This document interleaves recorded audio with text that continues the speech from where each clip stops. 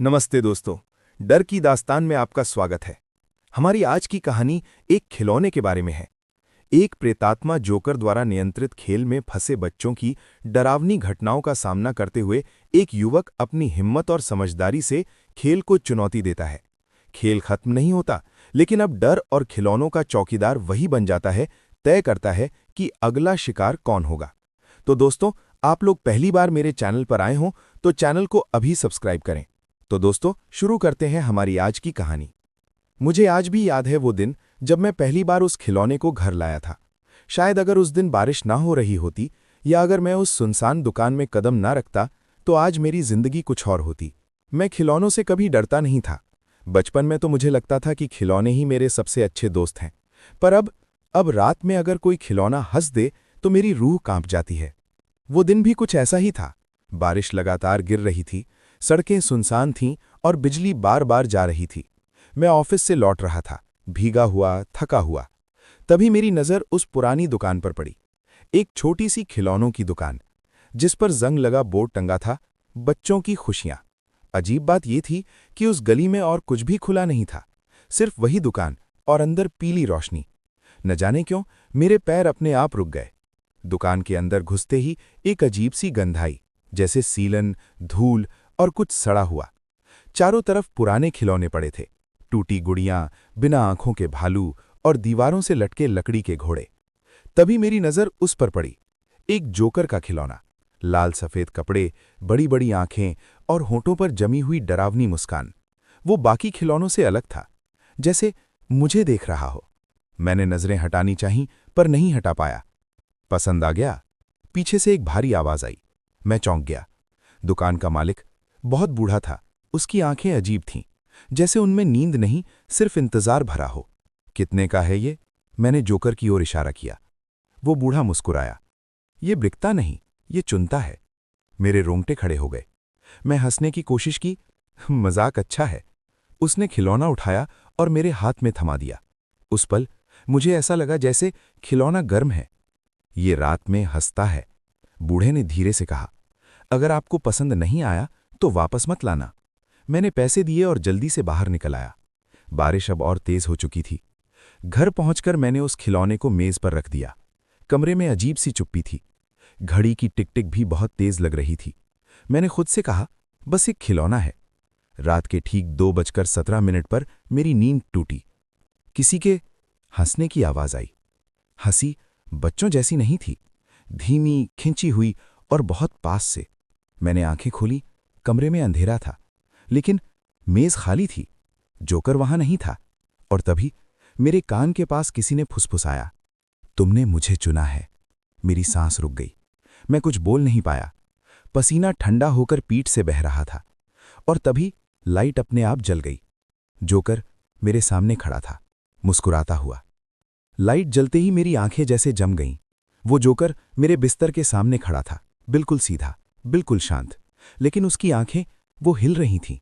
मैं चीखना चाहता था, पर गला जैसे किसी ने कस दिया हो। आवाज बाहर ही नहीं आ रही थी। ये सपना है, मैंने खुद से कहा, बस एक बुरा सपना। मैंने आंखें जोर से बंद की और 3 तक गिना। 1, 2, 3। आंखें खोली। जोकर अब भी वहीं था, लेकिन अब उसकी गर्दन थोड़ी सी टेढ़ी थी, जैसे कोई जानवर मुझे ध्यान से देख रहा हो। उसके होंठ हिले, कोई आवाज नहीं, बस होंठ। मेरा दिल इतनी तेज धड़क रहा था कि लगा छाती फट जाएगी। मैंने धीरे धीरे बिस्तर से पैर नीचे रखा। लकड़ी के फर्श पर चर्र की आवाज हुई और उसी पल जोकर की आंखें एक झटके से मेरी तरफ घूम गईं। मैं पीछे हट गया। हिलना मत, मेरे दिमाग में आवाज गूंजी। पर तब उसकी गर्दन चर चर की आवाज के साथ और ज्यादा टेढ़ी हो गई। अब उसका चेहरा सीधा मेरी आंखों के सामने था, इतना पास कि मैं उसकी सांस महसूस कर सकता था। हाँ, सांस। खिलौने सांस नहीं लेते, पर वो ले रहा था। तुम डरते हो? आवाज सीधे मेरे कान में नहीं, मेरे दिमाग के अंदर आई। मैंने सिर हिलाया, ना में। वो हंसा, वही हंसी जो मुझे नींद से जगाई थी। झूठ, उसने कहा, डर तो तुम्हारी आंखों में है। मैंने पूरी ताकत से पीछे धक्का मारा और बिस्तर से कूदकर दरवाजे की तरफ भागा। दरवाजा नहीं खुला। मैंने हैंडल घुमाया, खींचा, धक्का दिया। लॉक नहीं था, फिर भी नहीं खुला। पीछे से फिर वही हंसी। मैं पलटा। जोकर अब बिस्तर के पास नहीं था। वो छत से लटका हुआ था। उसकी गर्दन असामान्य रूप से लंबी हो गई थी, रस्सी की तरह खींची हुई। उसकी आंखें सीधे मेरी आंखों में। खेल खेलोगे? उसने पूछा। अचानक कमरे की दीवारों से ठक ठक की आवाज आने लगी, जैसे कोई अंदर से दीवारों पर मार रहा हो। मेरे चारों तरफ खिलौने गिरने लगे, गुड़ियां, भालू, कारें। मैंने कभी इन्हें खरीदा नहीं था, फिर ये आए कहां से? हर खिलौना मेरी तरफ देख रहा था। सबकी आंखें एक साथ घूमी और फिर सब हंसने लगे, एक साथ। मैं कान बंद करके बैठ गया। बस करो, बस करो। तभी सब कुछ अचानक शांत हो गया। इतनी चुप्पी कि मेरे कान बजने लगे। मैंने धीरे से आंखें खोलीं। कमरा सामान्य था, कोई खिलौना नहीं, कोई जोकर नहीं। मैं जमीन पर बैठा था, दरवाजा खुला हुआ। सुबह की हल्की रोशनी खिड़की से आ रही थी। सपना था, मैं बुदबुदाया। लेकिन तभी मेरी नजर मेज पर पड़ी। जोकर वहां बैठा था। इस बार उसके चेहरे पर नई खरोंचें थीं और उसकी हथेली में कुछ दबा हुआ था। मैं पास गया, मेरी उंगलियां कांप रही थीं। जब मैंने उसकी हथेली खोली, अंदर था मेरे घर की चाबी। मेरे शरीर से सारी ताकत निकल गई। मतलब वो सपना नहीं था, मतलब वो रात सच थी। और तभी जोकर की आंखें धीरे से बंद हुईं, जैसे कह रहा हो, ये तो बस शुरुआत है। मैं देर तक उस जोकर को घूरता रहा। वो मेज पर बैठा था, बिल्कुल शांत, जैसे एक आम खिलौना। पर अब मैं जान चुका था, ये आम नहीं था। मैंने उसकी हथेली से अपनी चाबी उठाई। ठंडी थी, लेकिन उस पर नमी जमी हुई थी, पसीने जैसी।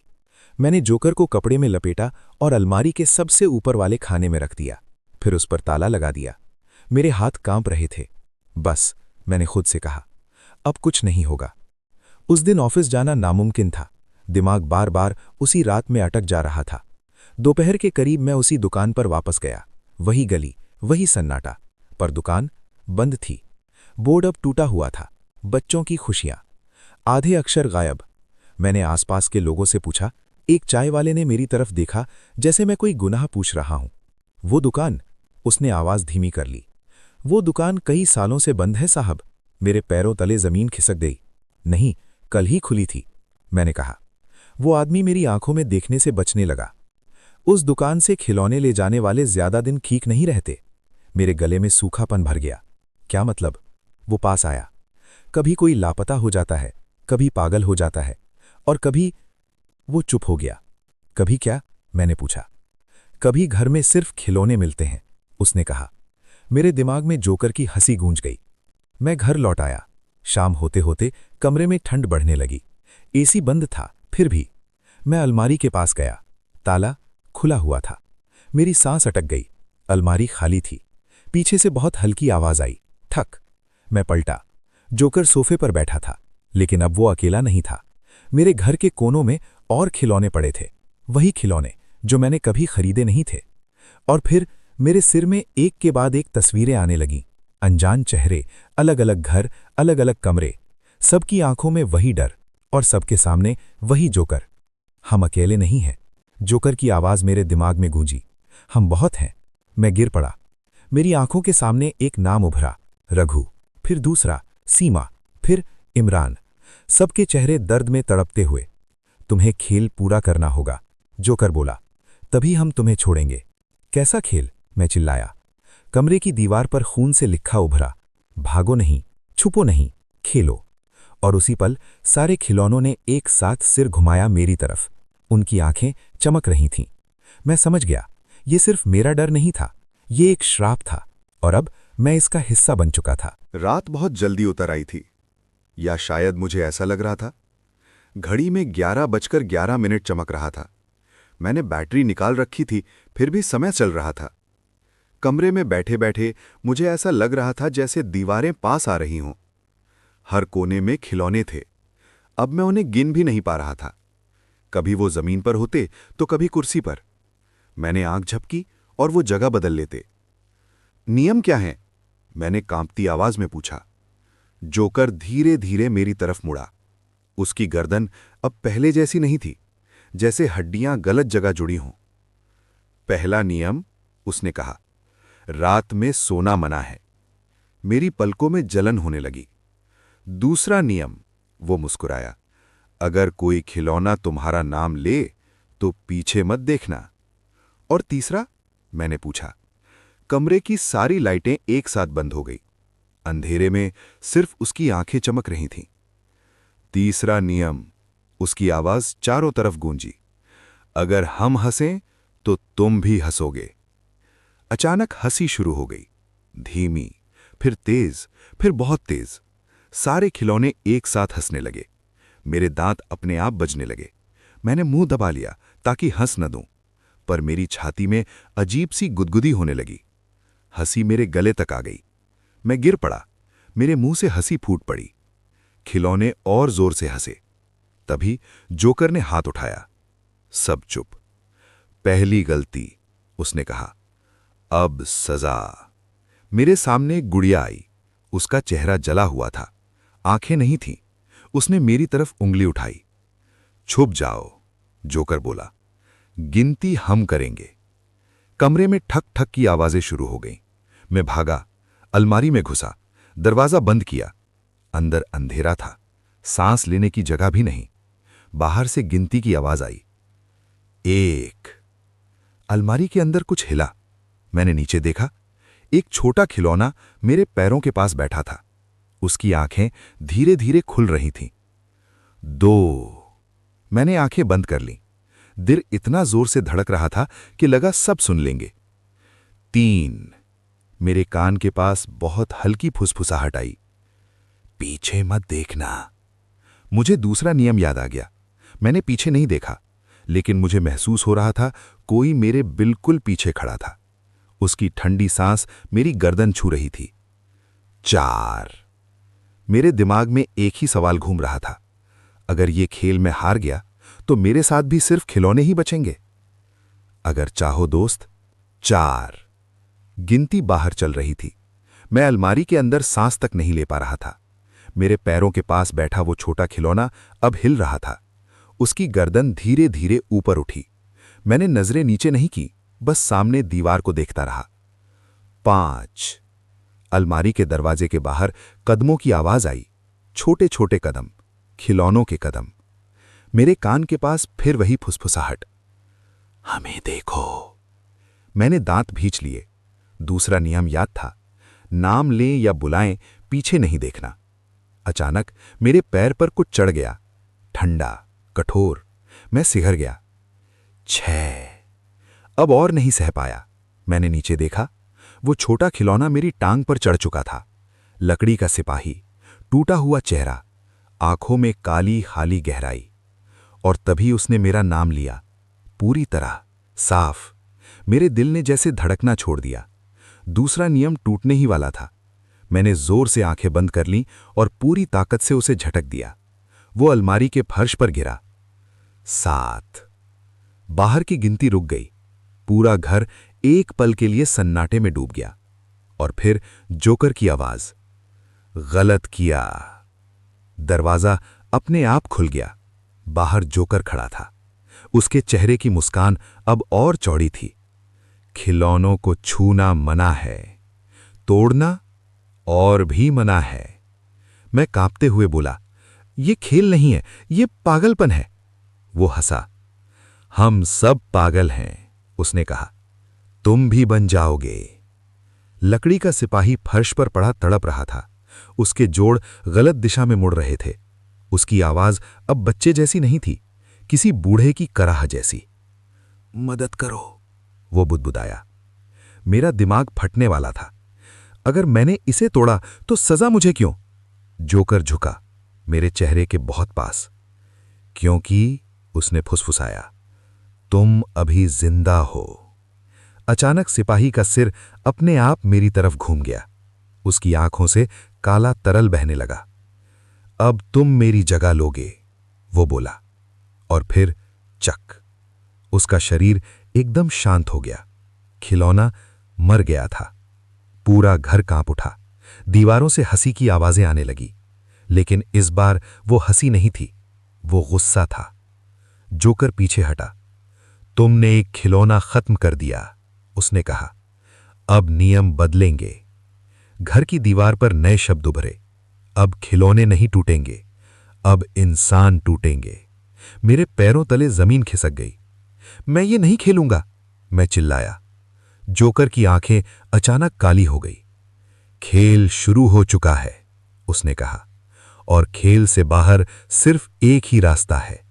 कौन सा? मैंने पूछा। वो मुस्कुराया। आखिरी रात। इतना कहकर वो और सारे खिलौने एक झटके में गायब हो गए। घर फिर से शांत था। मैं फर्श पर बैठा सांसें भर रहा था। मेरे हाथों पर लकड़ी की खरोंचें थीं। खून नहीं था, पर दर्द असली था। मतलब सब असली था। मैं समझ गया, मैंने गलती की थी। खिलौना तोड़कर मैंने खुद को खेल का हिस्सा और गहरा कर लिया था, और अब खेल मुझे नहीं छोड़ेगा। घर में अचानक शांति थी, इतनी गहरी कि मेरी सांसों की आवाज मुझे चुभ रही थी। घड़ी अब चल नहीं रही थी, उसकी सुइयां 3:33 पर अटक गई थीं। मैंने पानी पिया, हाथ कांप रहे थे। पानी मुंह से बाहर गिर गया, और तभी दरवाजे पर दस्तक हुई। ठक ठक ठक। मेरे रोंगटे खड़े हो गए। इस घर में अब दस्तक नहीं होनी चाहिए थी। मैं धीरे धीरे दरवाजे तक गया। आंख से झरोखे में देखा। बाहर एक आदमी खड़ा था, चेहरा पीला, आंखों के नीचे गहरे काले घेरे। उसका एक हाथ सामान्य था, दूसरा लकड़ी का। मैंने दरवाजा नहीं खोला। कौन है? मेरी आवाज खुद मुझे अजनबी लगी। वो आदमी मुस्कुराने की कोशिश करने लगा, पर होठ कांप रहे थे। मैं खेल से बच गया हूं, पर पूरा नहीं। मैंने तुरंत दरवाजा खोल दिया। वो अंदर आया और सीधे फर्श पर बैठ गया। नाम? मैंने पूछा। वो कुछ पल चुप रहा, फिर बोला, इमरान। मेरे दिमाग में वही नाम गूंज गया जो मैंने पहले देखा था। तुमने भी जोकर? मैंने पूछा। उसने सिर हिलाया। सबने वही देखा, पर सब बच नहीं पाए। मैंने उसका लकड़ी वाला हाथ देखा। वो जोड़ों से जुड़ा हुआ था, जैसे खिलौने का हिस्सा हो। नियम तोड़े थे, उसने कहा। खिलौना नहीं, खुद को। मेरे पीठ में अजीब मरोड़ उठा। बाहर निकलने का कोई तरीका है? मैंने पूछा। वो हंसा, खोखली हंसी। तरीका है, पर कीमत भारी है। क्या कीमत? उसने मेरी आंखों में देखा। कोई एक जिसे तुम बचाना चाहते हो। मेरी सांस रुक गई। मतलब? खेल किसी एक को छोड़ता है, उसने कहा। बाकी खिलौने बन जाते हैं। मेरे सामने वही गुड़िया घूम गई। मेरी आखिरी रात, इमरान बोला। मैंने खुद को चुना, इसलिए बच गया। और हाथ? वो चुप हो गया, फिर धीरे से बोला, जोकर को कुछ तो चाहिए था। अचानक कमरे की लाइट झपकने लगी। इमरान की आंखें फैल गईं। वो आ रहा है, उसने फुसफुसाया। अब वो तुम्हें अकेले नहीं छोड़ेगा। मदद करो, मैंने कहा। इमरान खड़ा हुआ। मैं बस चेतावनी दे सकता हूं, तुम्हें तय करना होगा तुम क्या खो दोगे। दरवाजा अपने आप खुल गया। बाहर कोई नहीं था। मैं पलटा। इमरान गायब था। सिर्फ फर्श पर एक लकड़ी का खिलौना पड़ा था, लकड़ी का हाथ, और दीवार पर खून से लिखा, अब आगे तुम्हारा चुनाव होगा। मेरे पैर जैसे जवाब दे गए। अब ये सिर्फ डर नहीं था, अब ये फैसले का खेल था। रात फिर लौट आई थी। इस बार अंधेरा बाहर नहीं, मेरे अंदर था। मैं दरवाजे के पास बैठा था, हाथ में मोबाइल पकड़े। स्क्रीन पर बस एक नाम चमक रहा था, मां। इमरान की आवाज अब भी कानों में गूंज रही थी। कोई एक जिसे तुम बचाना चाहते हो। मेरे हाथ कांप रहे थे। मैं कॉल नहीं करना चाहता था, क्योंकि मुझे पता था अगर फोन उठ गया तो खेल शुरू हो जाएगा। तभी मोबाइल अपने आप वाइब्रेट करने लगा। कॉल, मां की ओर से। मेरी सांस अटक गई। मैंने कॉल रिसीव नहीं की। फोन रुक गया, और उसी पल मेरे पीछे से बहुत हल्की आवाज आई, बेटा। मेरी मां की आवाज। मैं धीरे धीरे पलटा। कमरे के कोने में एक गुड़िया बैठी थी। उसने साड़ी पहन रखी थी, मां की साड़ी। मेरी आंखें भर आईं। नहीं, मेरे मुंह से निकला। गुड़िया खड़ी हुई। उसके पैर जमीन को छू नहीं रहे थे।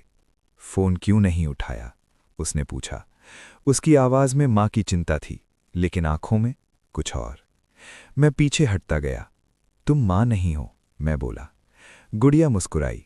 तो क्या हुआ? उसने कहा। मां का रूप तो काफी है ना? मेरे चारों तरफ खिलौने सरकने लगे, दीवारों से निकलते हुए, फर्श से उगते हुए, और फिर जोकर प्रकट हुआ। इस बार उसका चेहरा और ज्यादा टूटा हुआ था। चुनाव का समय, उसने कहा। फोन उठाओ या गुड़िया को तोड़ो। मेरे दिमाग ने काम करना बंद कर दिया। अगर मैं फोन उठाऊं तो मां इसमें आ जाएंगी, अगर गुड़िया तोड़ूं तो नियम टूटेगा। मैं रो पड़ा। मुझे अकेला छोड़ दो, मैं चिल्लाया। जोकर हंसा। खेल में अकेलापन नहीं होता। गुड़िया मेरी तरफ बढ़ी। उसके हाथ मेरे कंधे पर पड़े। वो स्पर्श बिल्कुल मां जैसा था। डरो मत, उसने कहा, मैं यहीं हूं। मेरे अंदर कुछ टूट गया। मैंने पूरी ताकत से गुड़िया को धक्का दिया। वो दीवार से टकराई। एक तेज आवाज हुई, टक। गुड़िया का सिर जमीन पर गिरा। पूरा कमरा सन्नाटे में डूब गया। जोकर की हंसी रुक गई। उसने मेरी तरफ देखा। पहली बार उसकी आंखों में गुस्सा था।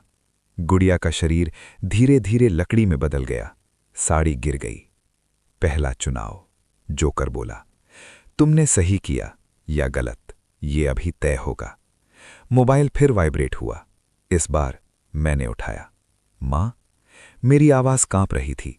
दूसरी तरफ सामान्य आवाज, हां बेटा, सब ठीक है। मेरी आंखों से आंसू बह निकले। मां सुरक्षित थी। मैं जमीन पर बैठ गया। पर तभी जोकर मेरे पास झुका। एक बच गया, उसने फुसफुसाया। अब अगला। दीवार पर नया नाम उभरा। दीवार पर उभरा नाम धीरे धीरे साफ हुआ। रवि, मेरा छोटा भाई। मेरे हाथ पैर सुन्न पड़ गए। मुंह से आवाज तक नहीं निकली। नहीं, मैं फुसफुसाया। ये नहीं। जोकर ने ताली बजाई। कमरा हिल गया। खेल पसंद आ रहा है, उसने कहा। इस बार नियम आसान है। फर्श पर एक नया खिलौना उभरा। एक रिमोट कंट्रोल कार, बिल्कुल वैसे ही जैसी रवि को बचपन में पसंद थी। मेरे गले में कुछ अटक गया। अगर कार चले, जोकर बोला, तो लड़का फंसेगा। अगर कार टूटे, वो मुस्कुराया, तो यादें टूटेंगी। और अगर कुछ न किया तो? मैंने पूछा। कमरे की सारी लाइटें एक साथ बुझ गईं। अंधेरे में सिर्फ जोकर की आवाज, तो वक्त करेगा। मेरे सामने एक तस्वीर उभरी। रवि एक बंद कमरे में, दीवारें खिलौनों से भरी। वो घबराया हुआ इधर उधर देख रहा था। भैया, आप हो क्या? मैं चीख पड़ा। उसे छोड़ दो। जोकर हंसा। अब वो तुम्हारी आवाज सुन सकता है, पर तुम्हें देख नहीं सकता। रिमोट कार अपने आप चल पड़ी। पहिए घूमते ही तस्वीर में दीवारें पास आने लगीं। मैंने रिमोट उठाया। हाथ कांप रहे थे। अगर मैं कार रोक दूं तो नियम क्या होगा? अगर तोड़ दूं तो सजा। इमरान के शब्द दिमाग में गूंजे। खिलौने नहीं, खुद को तोड़ना। मैंने रिमोट जमीन पर रखा और फिर अपने हाथ से उसका एंटेना मोड़ दिया। एक टक की आवाज हुई। कार रुक गई। तस्वीर में दीवारें थम गईं। रवि ने राहत की सांस ली। लेकिन उसी पल मेरे हाथ में तेज जलन हुई। मैं चीखा। मेरी उंगलियों की त्वचा सख्त होने लगी, लकड़ी जैसी। जोकर गंभीर हो गया। यादों की कीमत, उसने कहा। तुमने कार नहीं तोड़ी, तुमने खुद को चुना। मेरी दो उंगलियां पूरी तरह लकड़ी में बदल चुकी थीं। दर्द असहनीय था, पर रवि सुरक्षित था। तस्वीर धुंधली होकर गायब हो गई। कमरे में फिर सन्नाटा। मैं जमीन पर बैठ गया, लकड़ी बनी उंगलियों को छाती से लगाए। मैं जिंदा था और मेरा भाई भी। पर अब मैं समझ चुका था, हर चुनाव मुझे खिलौनों के और करीब ले जा रहा था। जोकर मेरे पास आया। 2 बज गए, उसने कहा। तीसरे पर तुम्हें सोचना पड़ेगा। दीवार पर नए अक्षर उभरे। सबसे मुश्किल होगा। मैंने सिर उठाया। डर था, दर्द था, लेकिन अब मेरे अंदर एक नई चीज थी, जिद। अगर खेल तोड़ना है तो अंदर से तोड़ना होगा। मेरी उंगलियां अब भी लकड़ी की थीं। दर्द कम नहीं हुआ था, बस मैं उसे सहना सीख गया था। कमरे में अब कोई खिलौना नहीं था। यही बात सबसे डरावनी थी, क्योंकि जब खिलौने नहीं होते तब वो खुद आता है, जोकर। वो दीवार से ऐसे निकला जैसे दीवार पानी हो। इस बार उसके हाथ खाली थे। तीसरा चुनाव, उसने कहा। अब कोई खिलौना नहीं। मेरे सीने में ठंड उतर गई। तो फिर क्या होगा? मैंने पूछा। जोकर मुस्कुराया और अचानक कमरे की दीवार आईने में बदल गई। मैंने जो देखा उसने मुझे हिला दिया। मैं खुद। आईने में खड़ा इंसान मैं ही था। लेकिन उसकी आंखें खाली थीं। लकड़ी की उंगलियां अब पूरी बाह में फैल चुकी थीं। ये क्या है? मैं चिल्लाकर पूछा। भविष्य, जोकर बोला। अगर तुम खेल जीतने की कोशिश करते रहे तो। आईने वाला मैं धीरे धीरे मुस्कुराने लगा, वही जोकर वाली मुस्कान। तुम्हारा चुनाव, जोकर ने कहा। या तो तुम किसी और को बचाओ या खुद को। मैं समझ गया, अगर मैं फिर किसी को बचाऊंगा तो मैं पूरा खिलौना बन जाऊंगा, और अगर खुद को बचाया तो कोई और जाएगा। मेरे दिमाग में एक ही सवाल था, क्या हर कोई इमरान जैसा अधूरा बनकर जी सकता है? मैंने आईने को देखा और पहली बार डर के साथ गुस्सा भी आया। तुम झूठ बोलते हो, मैंने कहा। जोकर की मुस्कान थोड़ी रुकी। खेल नियमों से चलता है, वो बोला। मैं आगे बढ़ा, आईने के सामने खड़ा हुआ। नियमों से नहीं, डर से, मैं बोला। और उसी पल मैंने आईने में अपने प्रतिबिंब को गले लगा लिया। आईना चटक गया। जोकर पीछे हटा। ये मना है, वो चिल्लाया। आईना टूट गया, हजारों टुकड़ों में, और हर टुकड़े में जोकर दिख रहा था, चीखता हुआ। कमरा कांप उठा, खिलौने दीवारों से गिरने लगे। तुमने चुनाव नहीं किया, जोकर गरजा। मैं हाँफ रहा था। किया, मैंने बोला। मैंने डर को चुना, पर उसे मानने से मना कर दिया। जोकर का शरीर दरारों से भरने लगा। लकड़ी, कपड़ा, हड्डी सब अलग अलग होने लगे। ये खेल खत्म नहीं हुआ। मैंने उसकी बात काटी। पर अब तुम तय नहीं करोगे। एक तेज आवाज हुई। सब कुछ अंधेरे में डूब गया। जब होश आया तो मैं फर्श पर पड़ा था। सूरज की रोशनी खिड़की से अंदर आ रही थी। कमरा सामान्य था। कोई खिलौना नहीं, कोई जोकर नहीं। मेरी उंगलियां अब भी लकड़ी की थीं, लेकिन मैं मुस्कुरा रहा था, क्योंकि मैं समझ चुका था, मैं जिंदा हूं, मैं टूटा हूं, पर मैं खिलौना नहीं बना। और कहीं न कहीं मुझे पता था, खेल रुका नहीं है, बस अब मेरी बारी खेल बदलने की है। मैं उस कमरे में वापस नहीं रुका। अब वो सिर्फ कमरा नहीं था, वो खेल का मैदान था। लकड़ी बनी उंगलियां दर्द नहीं दे रही थीं, बल्कि जैसे मुझे याद दिला रही थीं, तुम बच गए हो। मैंने फैसला कर लिया था, अगर खेल खत्म नहीं हुआ तो उसकी जड़ खत्म करनी होगी। मेरे दिमाग में बार बार एक ही जगह घूम रही थी, वही पुरानी खिलौनों की दुकान। सुबह होते ही मैं वहां पहुंच गया, लेकिन इस बार गली बदली हुई थी। दुकान अब और भी पुरानी लग रही थी, जैसे सालों से किसी ने देखा ही न हो। बोर्ड पूरी तरह गिर चुका था। दरवाजा अपने आप खुल गया। अंदर कदम रखते ही मेरे कानों में धीमी हंसी गूंजी, पर जोकर की नहीं, बच्चों की। दुकान के अंदर सैकड़ों खिलौने थे, पर सब अधूरे। किसी के हाथ नहीं, किसी की आंखें। और तभी मैंने उसे देखा। एक बूढ़ा आदमी कोने में बैठा था, वही दुकानदार। लेकिन अब वो और बूढ़ा लग रहा था, जैसे समय उससे लड़ाई हार गया हो। तुम लौट आए, उसने कहा। क्यों? मैंने पूछा। क्यों? ये सब क्यों? उसने मेरी लकड़ी की उंगलियां देखीं और मुस्कुराया। क्योंकि तुम चुने गए थे, वो बोला। झूठ, मैंने कहा। चुनाव डर से होता है। बूढ़ा खड़ा हुआ। उसकी पीठ से लकड़ी के जोड़ बाहर निकल रहे थे। पहला खिलौना, उसने कहा, मैंने नहीं बनाया था। मेरे दिल की धड़कन तेज हो गई। तो किसने? वो धीरे धीरे एक बंद दरवाजे की ओर गया। एक बच्चा, उसने कहा, जो कभी बड़ा नहीं हुआ। दरवाजा खुला।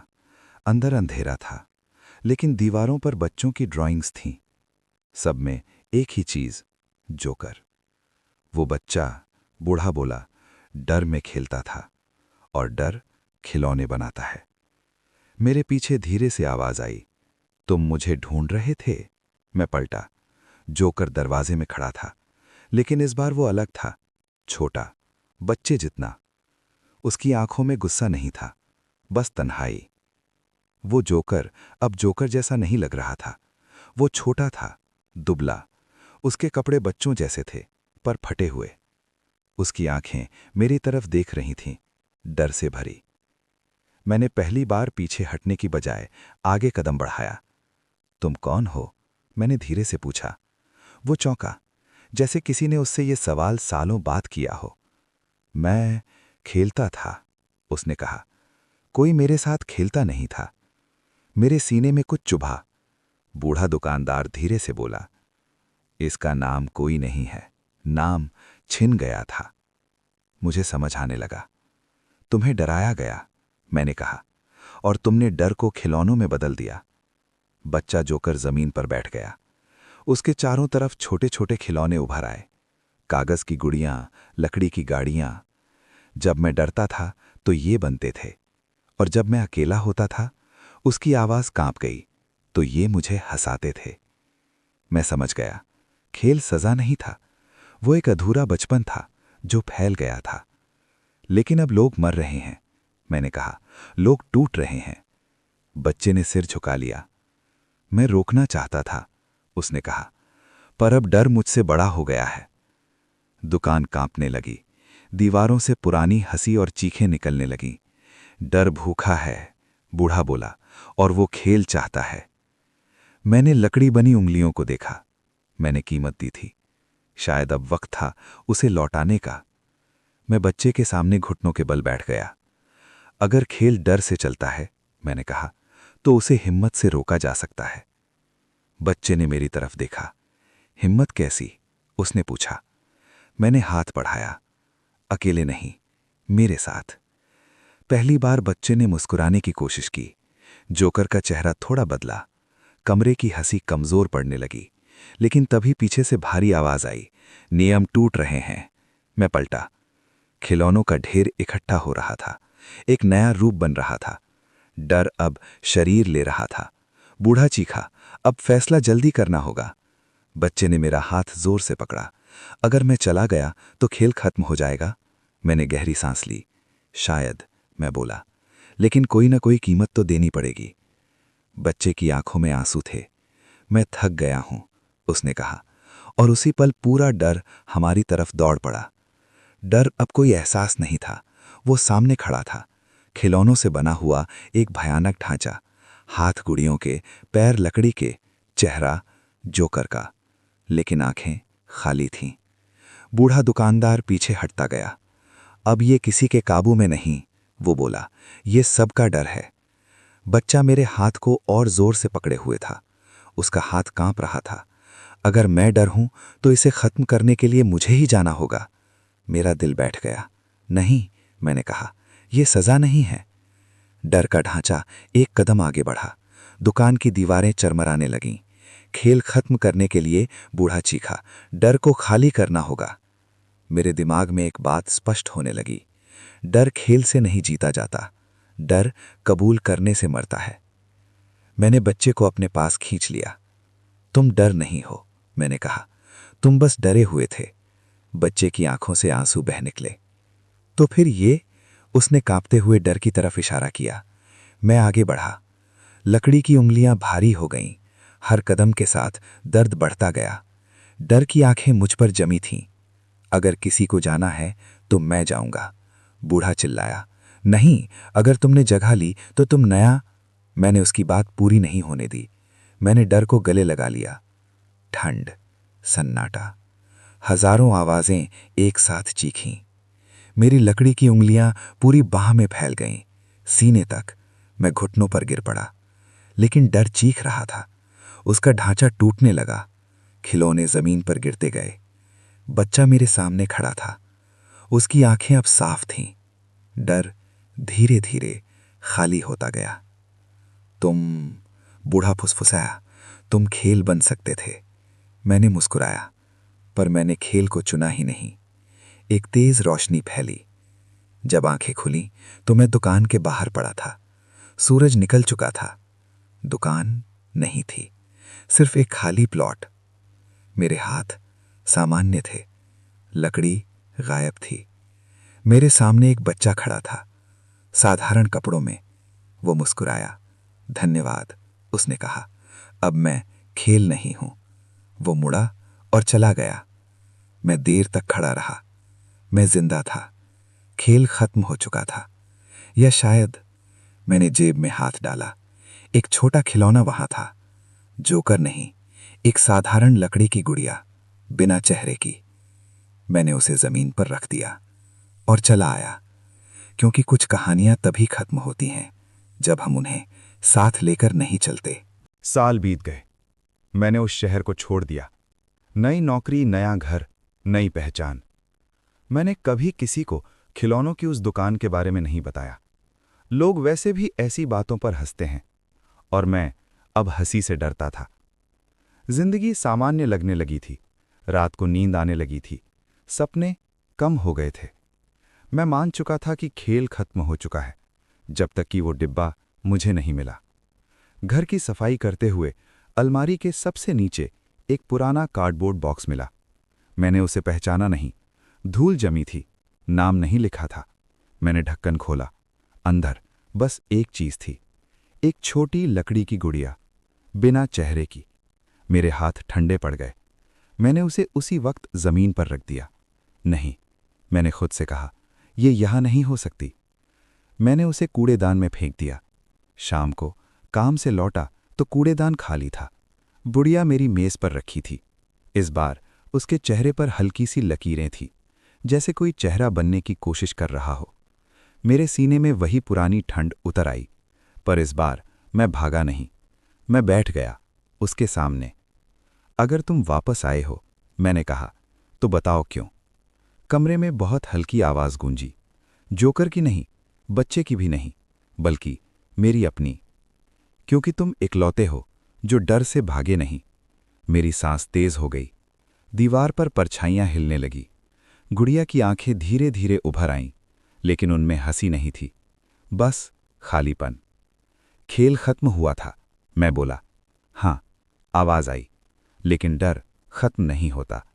मुझे समझ आने लगा, खेल एक जगह से खत्म हुआ था, पर दुनिया में डर अभी भी था, और डर हमेशा किसी आकार की तलाश में रहता है। तो अब क्या, मैंने पूछा। गुड़िया की आंखें सीधी मेरी तरफ थीं। अब आवाज बोली, तुम चौकीदार हो। मैं हंसा, थका हुआ कड़वा हंसना। मैं राक्षस नहीं बनूंगा, मैंने कहा। नहीं, आवाज शांत थी। तुम दरवाजा बनोगे, जो तय करेगा कौन अंदर आए और कौन नहीं। कमरे की ठंड कम होने लगी। गुड़िया फिर से निष्क्रिय हो गई। मैं देर तक उसे देखता रहा। फिर मैंने उसे कपड़े में लपेटा और अलमारी में रख दिया। ताले के पीछे नहीं, खुले में, क्योंकि अब मैं जान चुका था, डर को बंद करने से वो और ताकतवर होता है। उसे देखना पड़ता है, समझना पड़ता है। और उस रात मैं चैन से सोया। लेकिन सोते वक्त मैंने एक बात खुद से वादा किया, अगर कभी कोई और उस खेल में फंसेगा तो इस बार वो अकेला नहीं होगा। उस घटना के बाद मैं सामान्य दिखने लगा था। ऑफिस जाता, लोगों से मिलता, हंसता भी था, लेकिन भीतर में चौकन्ना रहता। हर खिलौनों की दुकान, हर बच्चे की हंसी, हर रात की खामोशी मुझे कुछ याद दिलाती थी। मैंने गुड़िया को अलमारी में ही रखा, खुली, दिखाई देने वाली। वो कभी हिलती नहीं थी, पर मैं जानता था वो देखती है। एक शाम मेरे पड़ोसी रमेश ने दरवाज़ा खटखटाया। उसका चेहरा उतरा हुआ था। भाई, एक अजीब बात है, उसने कहा। मेरे अंदर कुछ खिसक गया। मेरी बेटी, वो बोला, कल मेले से एक खिलौना लाई है, तब से वो सो नहीं रही। मेरे हाथ अपने आप मुट्ठी बन गए। कौन सा खिलौना, मैंने पूछा। उसने जेब से मोबाइल निकाला और फोटो दिखाया। लकड़ी का जोकर। मेरी सांस अटक गई। वही टेढ़ी मुस्कान, वही खोखली आंखें। वो रात में उससे बात करती है, रमेश बोला।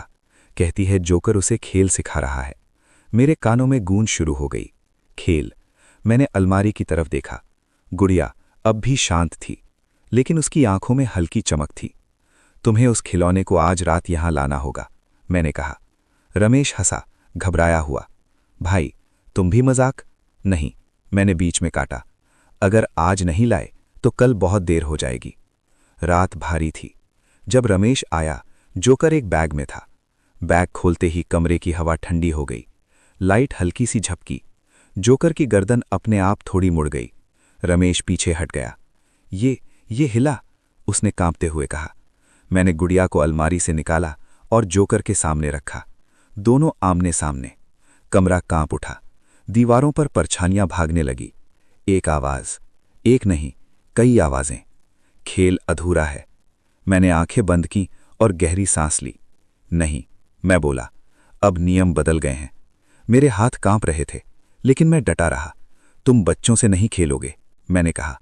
अगर खेलना है तो मुझसे। जोकर की मुस्कान फैल गई। तुम अकेले नहीं हो, आवाज आई। मैंने गुड़िया को जोर से फर्श पर पटका। एक तेज चीख। लाइट एक पल को बुझ गई।